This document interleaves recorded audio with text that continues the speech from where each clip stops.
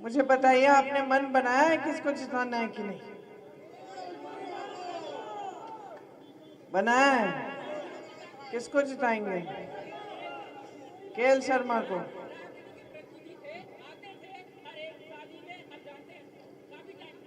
हर एक शादी में आते थे, काफी समय से जानते हैं। जी जी जी।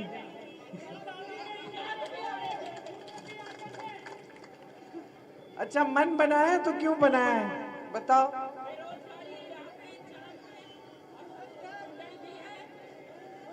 ये देखो,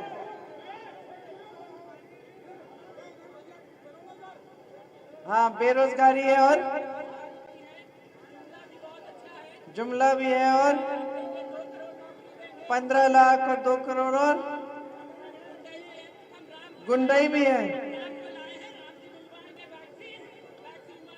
वैक्सीन भी मुद्दा है, इलेक्टोरल बॉन्ड भी। क्या है इलेक्टोरल बॉन्ड के बारे में बताओ? अच्छा, चंदा चोर सरकार है। तो जब आपको सब कुछ मालूम है तो मैं क्या बोलूं? बोलो। देखो, ये अमेठी क्षेत्र है और पास में रायबरेली क्षेत्र है। हाँ, जिताना, खूब लाख वोटों से जिताना।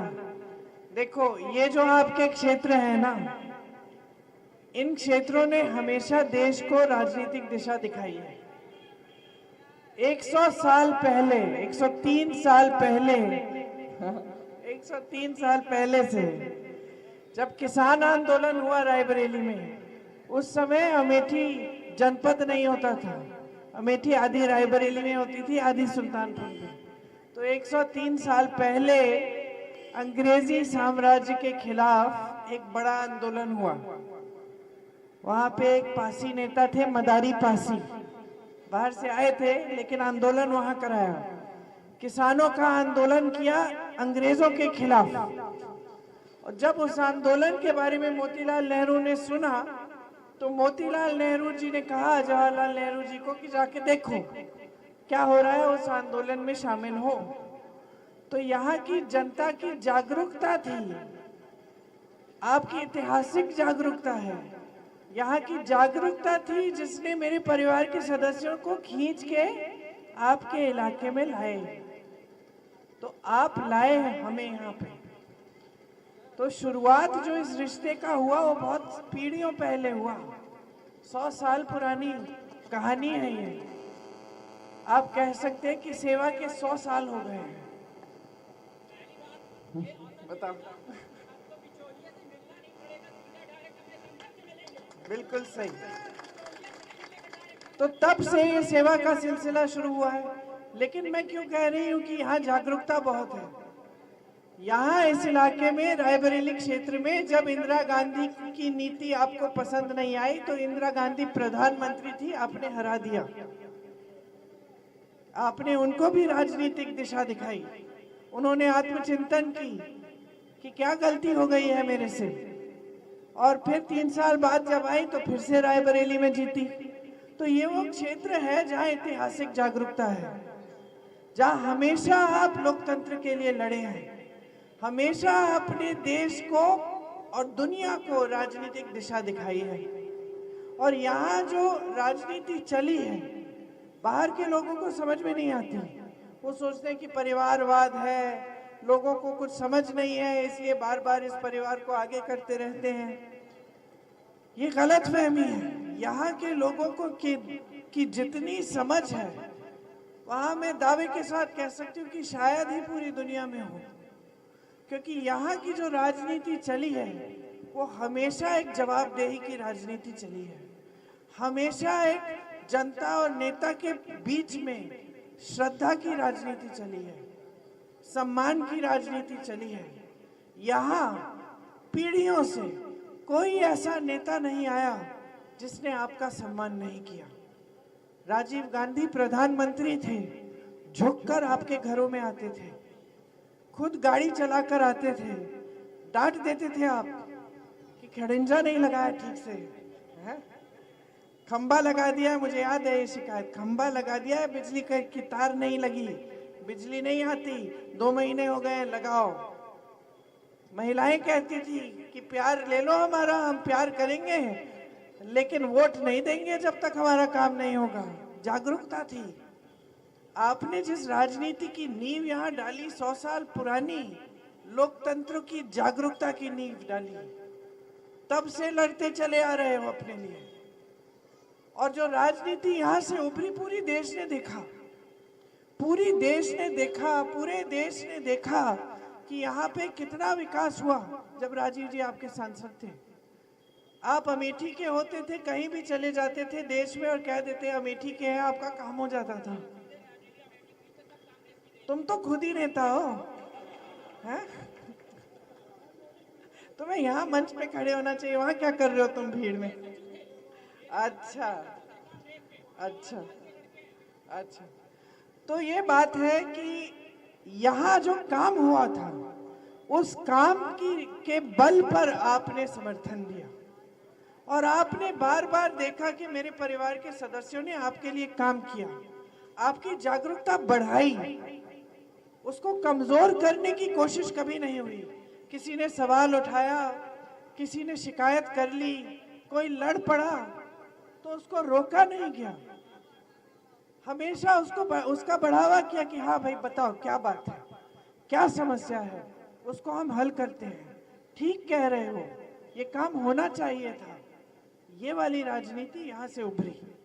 फिर क्या हुआ पिछले चुनाव में, उससे पहले वैसे, जब भाजपा की राजनीति देश में हावी हुई तो हमने एक नई चीज देखी कि ये सेवा, श्रद्धा, ये बातें तो निकल ही गई, सिर्फ सत्ता ही सत्ता। सत्ता कैसे हासिल करें और उस सत्ता को कैसे रखें, चाहे हम एक धर्म को दूसरे धर्म से लड़ा दें, कि जनता के मन में, दिमाग में शक फैला दें, कि भय फैला दें कि भाई तुम्हारा जो धर्म है वो संकट में है, तुम्हारे धर्म पर आक्रमण है, उसके धर्म के आधार पर वोट डालो। और फिजूल की इधर उधर की बातें भी की गई, बहुत सारे झूठ फैलाए गए। आपको मालूम है कि हमारे ही, आपके ही क्षेत्र में कितने झूठ फैलाए गए हमारे परिवार के बारे में। हमने महिलाओं के लिए परियोजना शुरू की, इन्होंने कह दिया कि हम जमीन छीनने के लिए आए हैं। हाँ, भैंस तो आज बोल रहे हैं, कभी जमीन चोरी, कभी कुछ और, कभी भैंस की चोरी। दवा खत्म हो गई, नहीं चल रही, समझ गई जनता। अच्छा, सबको वैक्सीन लग गई, तो देखो दवा खत्म हो रही है, सही कह रहे हो। और उसी पे मैं पहुंच रही थी, उसी बात पे, बीच में ही तुमने कह दी। यही है तुम्हारी जागरूकता, आपकी जागरूकता। सब कुछ जानते हैं कि क्या हुआ, इतने झूठ फैलाए गए, फिर आपकी जागरूकता पर आक्रमण। आप ये टीवी देखते हैं, टीवी चलाते हैं, आपको कुछ और दिख रहा है, बड़े बड़े सपने दिख रहे हैं, आपको दिख रहा है कि देश बहुत आगे बढ़ गया है, सबकी तरक्की हो गई है, सब खुशहाल हो गए हैं। देश में ऐसी कोई चीज नहीं हुई पिछली 10 सालों में, मतलब जो पहले नहीं हुई थी। पहले जितनी भी चीजें हुई 70 सालों में उससे ज्यादा मोदी जी ने किया, यही दिख रहा है आपको। तो मैं पूछना चाहती हूँ, फिर आपके जीवन में क्यों नहीं दिख रहा? सिर्फ टीवी पे दिख रहा है। महंगाई बढ़ रही है, बेरोजगारी बढ़ रही है, खेती से कुछ कमा नहीं पा रहे हो। किसी ने बोला चुप होने के लिए, है? उनकी बात क्यों सुन रहे हो? 16 लाख करोड़ रुपए मोदी जी ने बड़े बड़े खरबपतियों के माफ कर दिए। किसी एक किसान का 1 रुपया माफ नहीं किया। आज देश में परिस्थितियां ये हैं कि आपकी बेरोजगारी चरम पे है। 45 सालों में इतनी बेरोजगारी नहीं रही जितनी आज है। 70 करोड़ नौजवान बेरोजगार हैं, कोई पूछने वाला नहीं है। 30 लाख सरकारी पद खाली पड़े हैं, मोदी जी ने 10 सालों से भरे नहीं हैं। मोदी जी बहुत व्यस्त हैं, बड़े बड़े हवाई जहाज खरीद लिए हैं अपने लिए, कितने के बताओ?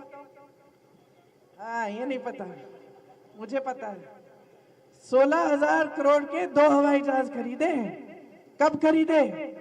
जब देश के गन्ने के किसानों का बकाया 15,000 करोड़ था। हम लोग चीख रहे थे, चिल्ला रहे थे और सभा में कह रहे थे गन्ने का बकाया करो, पूरा करो। 15,000 करोड़ है, उन्होंने गन्ने का बकाया पूरा नहीं किया। अपने लिए 2 हवाई जहाज खरीदे 16,000 करोड़ के। घूमे पूरी दुनिया, देश का नाम लो, वहां मोदी जी पहुंच गए। तुम्हारे घर नहीं आए, तुम्हारे गांव में नहीं आए, तुम्हारी घरों के अंदर आके देखा नहीं कि कैसे जी रहे हो, क्या है तुम्हारा जीवन, क्या है तुम्हारे संघर्ष, समझ ही नहीं पाए, समझने की कोशिश ही नहीं की। खुद सांसद है वाराणसी के, वहां पूछिए कभी गए किसी गांव में? यहां से वहां तक पैदल नहीं चलेंगे, बस नामांकन करते हैं, बड़ा बड़ा रोड शो करते हैं। ऐसी गाड़ी में ऊपर बैठेंगे, इधर सुरक्षा कर्मी, उधर सुरक्षा कर्मी, लोग इतने दूर है कि हाथ हिलाए तो मुश्किल से दिखेंगे। भीड़ इकट्ठी कर देते हैं बस, और यूं यूं यूं यूं। कुर्ता इतना साफ है, एक दाग नहीं है उसमें, एक फूल का दाग भी नहीं है। 10 लाख वाला है वो, तो आप जानते हैं, मुझे नहीं मालूम कितने लाखों का है। लेकिन बात यह है कि आपके बीच में नहीं आते। 10 साल हो गए हैं, पूरी दुनिया आपको बताती है, टीवी वाले आपको बताते हैं कि ऐसा नेता तो देश ने कभी देखा नहीं। अरे वाह मोदी जी, क्या नहीं करते हैं। लेकिन आपके बीच एक बार नहीं आए, और आपसे मिलते भी हैं तो सब पहले से आयोजित होता है, सब संगठित होता है। आप उनको ढकेल के देखो एक बार, जैसे मुझे ढकेलते हो। फोटो चाहिए, सेल्फी चाहिए, माला पहनाना है, फूल फेंकने, यूं खींचा ताना करके तो देखो। हाँ, वो सिर्फ चंदा वालों से मिलते हैं, वो बड़े बड़े सेठों से मिलते हैं, बड़े राष्ट्रपतियों से मिलते हैं, बड़े प्रधानमंत्रियों से मिलते हैं ताकि पूरा देश वाह वाह करे। लेकिन इस देश की जनता से कट चुके हैं, आम आदमी से कट चुके हैं। आपके जो संघर्ष है वो जानते भी नहीं है। उनके सलाहकार भी उनसे डरते हैं, मुंह नहीं खोलते उनके सामने। जो मुंह खोलता है उसको हटा दिया जाता है। ये चल रहा है 10 सालों से। ये लोकतंत्र नहीं है कोई जो खरबपतियों के लिए चल रहा है। लोकतंत्र होता है जो जनता के लिए चलता है। लोकतंत्र होता है जिसमें जवाबदेही होती है। कोई नेता है, प्रधानमंत्री हो, कोई भी हो, जवाबदेही पब्लिक के सामने है। मेरे पिताजी आते थे, आप डांटते थे। प्रधानमंत्री वो भी थे, खुद गाड़ी चला के आते थे, पैदल जाते थे आपके गांव में। सोनिया गांधी करती थी, राहुल गांधी आते थे। आज प्रधानमंत्री ने पता नहीं अपने आप को शहंशाह समझ लिया है कि हम सबसे बड़े महाराजा हैं देश के, हमें पब्लिक के बीच में जाने की जरूरत नहीं है। और इसमें आपका भी दोष है। क्या दोष है? अरे मशीन में मत पड़ो, तुम्हारा क्या दोष है बताओ? दोष ये है कि आपने ऐसी राजनीति को उभरने दिया जो आपके जज्बातों का इस्तेमाल करती है। आपके घरों में घुस के महिलाओं के साथ दुर्दुरिया करके भगवान के नाम वचन ले लो, भाजपा को वोट दे दो, और आप चुप करके वोट दे रहे हैं। आपने जवाबदेही खत्म कर दी, आपने आदत बिगाड़ दी नेताओं की। आज नेता आता है, कहता है कि धर्म के आधार पे मैं भाषण दे दूंगा, झूठ बोल दूंगा, कांग्रेस पार्टी धर्म विरोधी है, कांग्रेस पार्टी के घोषणा पत्र में लिखा है तुम्हारी भैंस चुराएंगे, ये सब बोल दूंगा, वोट मिल जाएगा, सत्ता मिल जाएगी, घर चले जाऊंगा, बात खत्म। तो जवाबदेही कौन बनाएगा? कौन सवाल उठाएगा? आपको करना पड़ेगा। ये आपकी परंपरा रही है। आप उठाइए, आप उठाइए, बिल्कुल सही। जवाब मांगिए। 10 सालों से सरकार है तुम्हारी, इतनी सत्ता है, तुम खुद ही कहते हो कि इतनी सत्ता किसी ने नहीं देखी तुमसे पहले। तो हमारे लिए रोजगार क्यों नहीं दिलवाया? तो हमारी तरक्की क्यों नहीं हुई है? महंगाई इतनी क्यों है कि हमारी महिलाएं रो रही हैं? दुकान जाती हैं, कुछ खरीद नहीं पाती, खाली हाथ वापस आ जाती हैं। बच्चा बीमार पड़ता है, इलाज करना होता है, घबराहट होती है, कैसे होगा? शिक्षा करनी पड़ती है, बच्चों को सिखाना है, पाठशाला में भेजना है, फीस नहीं भर पा रहे हो, खेती किसानी कर रहे हो, रात को आवारा पशु का सामना कर रहे हो, मचान लगाए हुए हो, खेती में पहली बार जिंदगी में मैंने देखे हैं पिछले 5 सालों से मचान लगे हुए हैं नीलगाय को भगाने के लिए। सरकार कुछ नहीं कर रही है। दिन में काम करो, रात को काम करो, मजदूरी करो, दिहाड़ी नहीं मिलती, मेहनत करो, पसीना बहाओ, पूरा नहीं होता। 2-2 परिवार के सदस्य काम करे फिर भी पूरा नहीं होता। किसी न किसी तरह से जुगाड़ करके मेहनत करके अपने बच्चों को पढ़ाते हो, बच्चा बड़ा होता है, शिक्षित कर दिया, किसी न किसी तरह से डिग्री पा गया, आपने मदद की, आपने कर्ज लिया, फिर क्या हुआ? पेपर लीक हुआ, घोटाला हुआ, रोजगार नहीं मिला, भटक रहे नौजवान।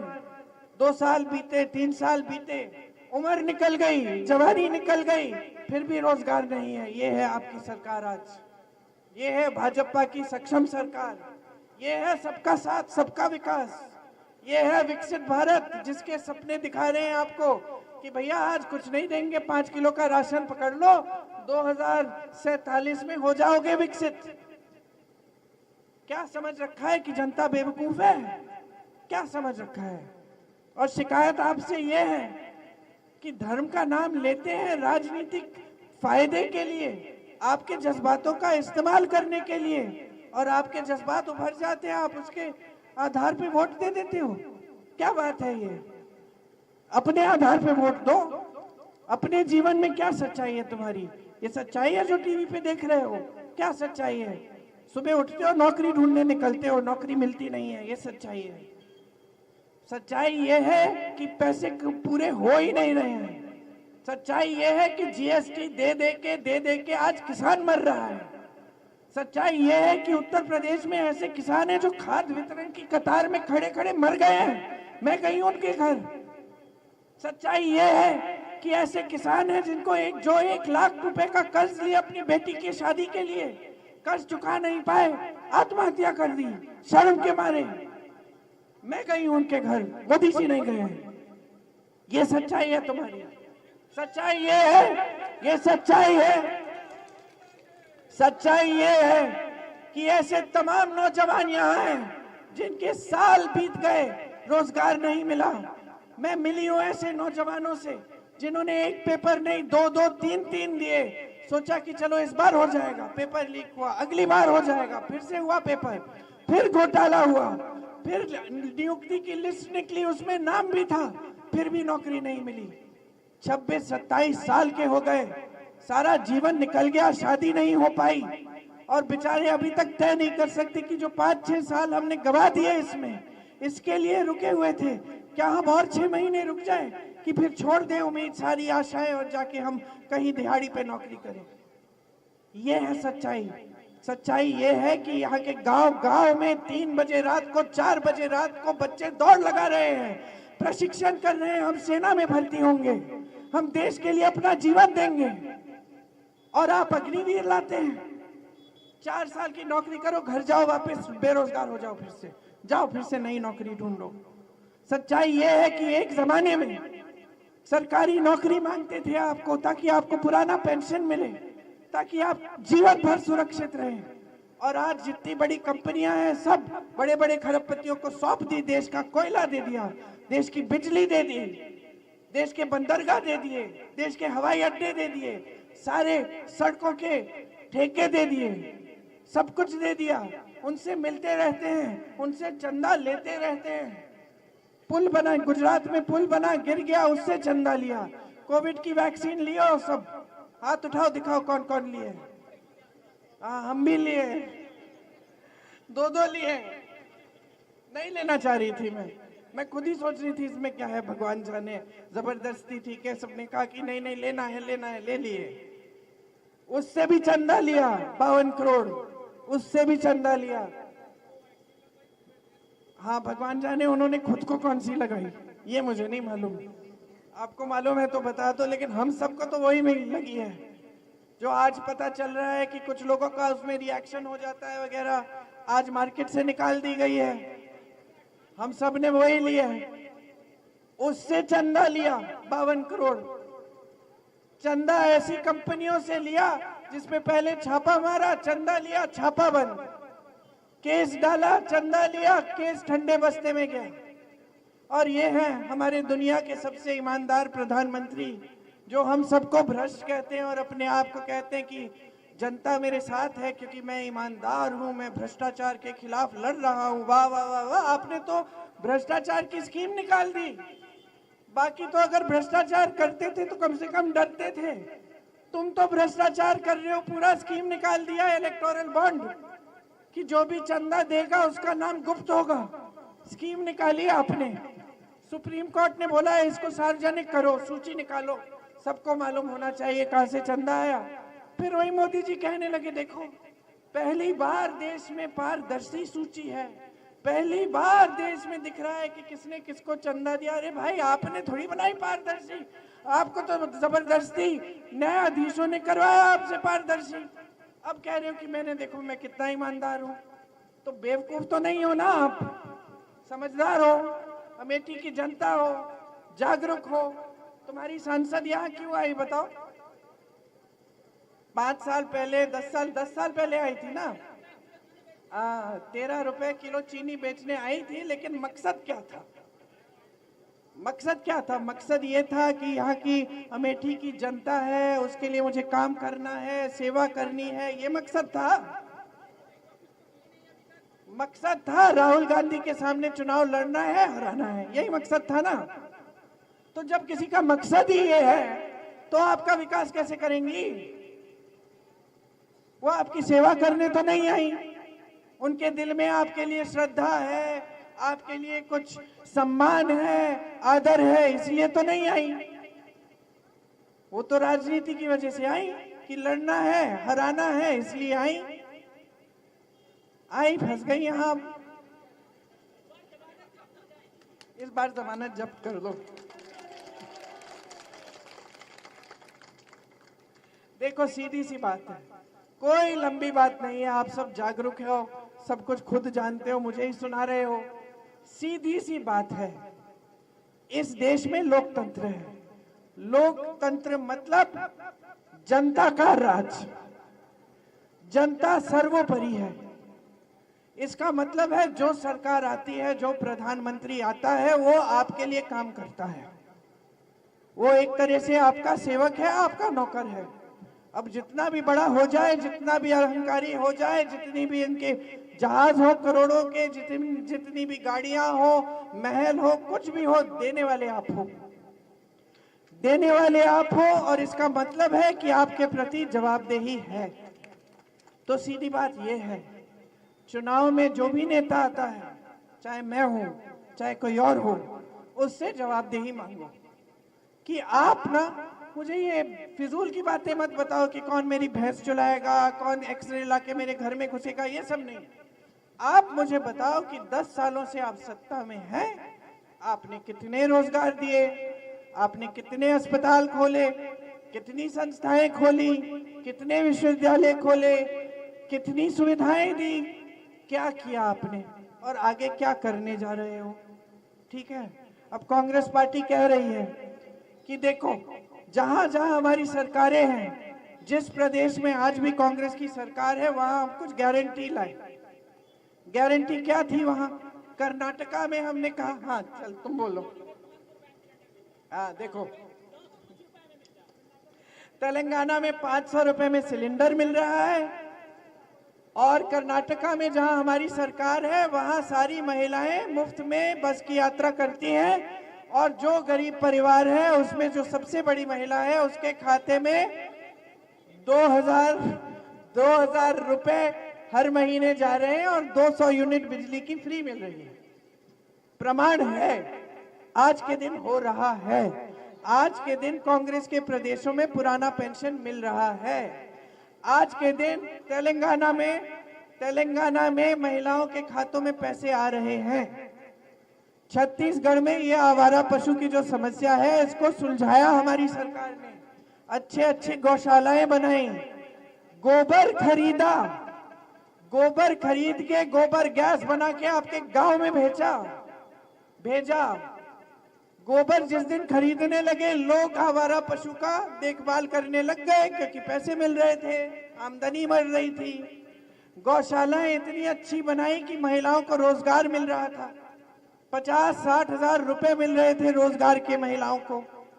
दूध पहुंचाया जा रहा था गांव में, उसका खोया बनाए थे, उसकी बर्फी, मिठाई वो सब बन रहा था, पहुंच रहा था जनता तक। तो समस्याओं का हल है। सच्चाई ये है कि अगर नीयत ठीक होती है तो नीति भी ठीक होती है, और ठीक नीति एक लोकतंत्र में वो नीति होती है जो आपके जीवन को आसान करे, क्योंकि ये सब संपत्ति ये आप ही की तो है। ये जो माफ कर रहे हैं करोड़ों लाखों रुपए, ये कहां से माफ कर रहे हैं? आप ही के तो बैंक है, सरकारी बैंकों से माफ हो रहे हैं। यही तो संपत्ति है जिससे आपकी सड़कें बननी चाहिए, है ना? तो आपको समझना पड़ेगा। कांग्रेस पार्टी कह रही है कि देश में अगर केंद्र में हमारी सरकार आएगी तो 8,500 रुपए हर गरीब परिवार की सबसे बड़ी महिला के खाते में हर महीने डाले जाएंगे। साल में 1 लाख हो जाएगा।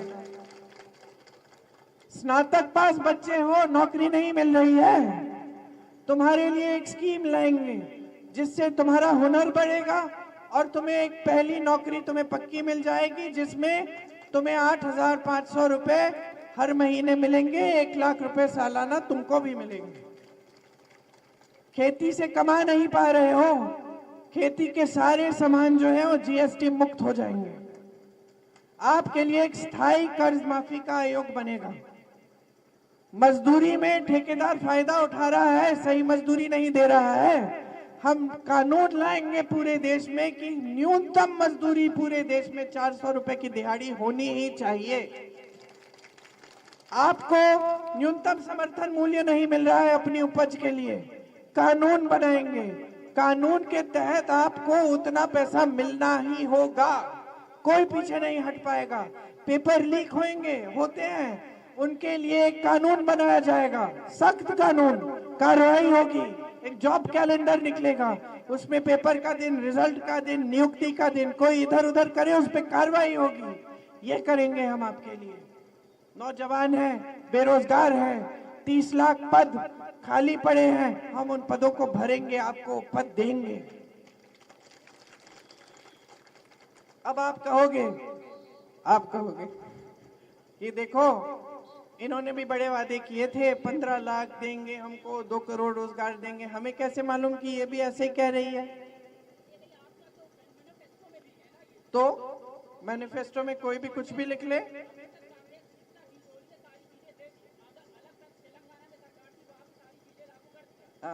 ये है प्रमाण कि जहां हमारी प्रदेश सरकारें हैं, जो हमने कहा वो हम कर रहे हैं। जानकारी लो, खुद पता करो। कोई रिश्तेदार है जो पलायन करके गया है, वहां काम कर रहा है, कोई दोस्त है, कोई जानकार है, पता करो कि ये सच्चाई है कि नहीं। जब पता चलेगा कि हाँ ये सच्चाई है तो किशोरीलाल शर्मा को वोट दे दो। यहाँ बटन दबेगा, दिल्ली हिलेगी। क्यों? क्योंकि यहाँ से संदेश जाएगा पूरे देश में, पूरी दुनिया में कि बहुत हो गया है मोदी जी, आपकी राजनीति अब हमें पच नहीं रही है। बहुत हो गया है, बहुत झूठ हो गए हैं, नाटक हो गया है, नौटंकी हो गई है। अब हम चाहते हैं ऐसी राजनीति जो हमने अपने इलाके में देखी है। सच्चाई की राजनीति, सेवा की राजनीति, सत्य की राजनीति, समर्पण की राजनीति, जिसकी नींव हमने डाली है। अमेठी की जनता हो, गर्व होना चाहिए अपने आप पे कि हमेशा जागरूक रहे हो। एक आध गलती कर देते हो बीच में, भाई को खामखा हरा दिया, जिता देते, काम हो जाता है यहाँ है। अच्छा चलो, अब मौका है, संदेश भेजो पूरी दुनिया में कि आपको सही राजनीति चाहिए अपनी देश में, अपने क्षेत्र में। विकास की राजनीति, वो वाली झूठों की राजनीति नहीं जो 2047 में आपको विकसित करेगी। विकास चाहिए अभी, आपको नौकरी चाहिए, आपको अपने पैरों पे खड़ा होना है, महिलाओं को अपने पैरों पे खड़ा करना है। आप चाहते हैं कि ये बच्चे आपके, जो नई पीढ़ी है इस देश के, इनका भविष्य मजबूत बने। तो ये सब बहुत लंबी लंबी बातें, आधी तो तुम्ही ने कर ली, लेकिन अच्छा है इसका मतलब है सब समझते हैं हम, और सब समझते हैं, और देश को दिखाओ कि क्या जागरूकता क्या होती है, लोकतंत्र क्या होता है। बहुत हो गया है, बहुत सह लिया है, अब खत्म करो ये सिलसिला, देश की राजनीति को पटरी पे लाओ, सही दिशा दिखाओ और इनको भारी से भारी बहुमत से जिताओ।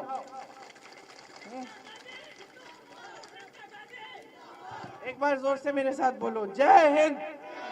गला ही बिठा दिया तुमने। जय हिंद, जय हिंद। धन्यवाद। नाम क्या है तुम्हारा? रवि प्रभाकर।